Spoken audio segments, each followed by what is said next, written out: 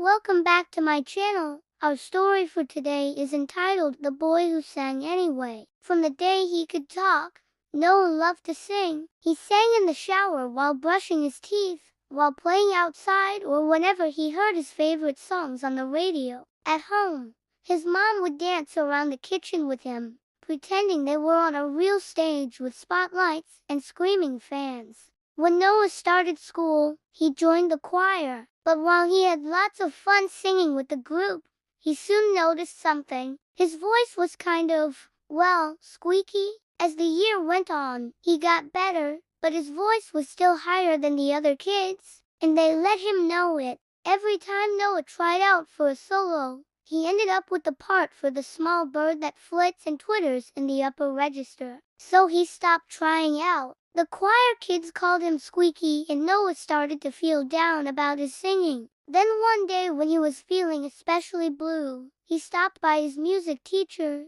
Miss Evans' classroom. "What's wrong, Noah?" she asked when she saw him sitting quietly at the piano. "The other kids call me Squeaky," he said sadly. "And I think they're right. I don't want to be the little bird anymore." Miss Evans put a comforting hand on his shoulder. "Your voice is your voice, Noah. Don't ever stop using it." A few days later, the school announced a talent show. At first, Noah didn't want to sign up. He thought about how much his voice had improved. But what if the kids were right? What if he tried and ended up with the small bird part? The thought made him cringe. Then he remembered what Miss Evans had said. His voice is your voice. Don't ever stop using it. Maybe he could try after all. So Noah signed up for the talent show. He told no one, not even his mom, so he could practice in secret. Every night before bed, he would sneak into Miss Evans' classroom. At first,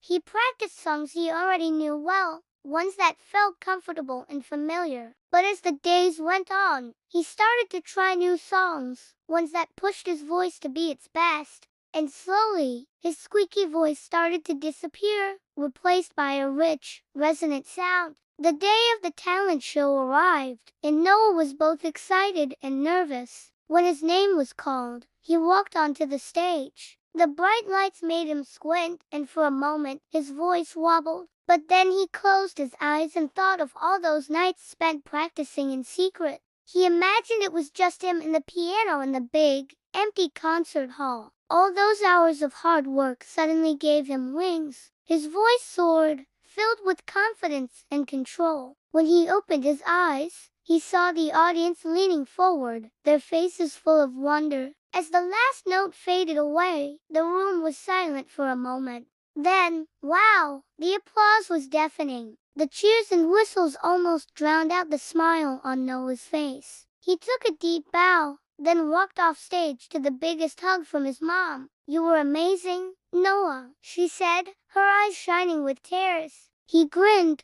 feeling the warmth of her hug. His voice wasn't just good, it was his, and that, he thought, was more than enough. From that day on, Noah never hid his voice again. In fact, he used it every chance he got. After graduating from middle school, he joined in a cappella group. Then in high school, he became the lead singer of the school choir. He even performed solos for his classmates. And guess what? Not once did anyone call him Squeaky. And that's the story of the boy who sang anyway. If you like this story and want more, I will really appreciate if you share, like, and subscribe. See you again next time.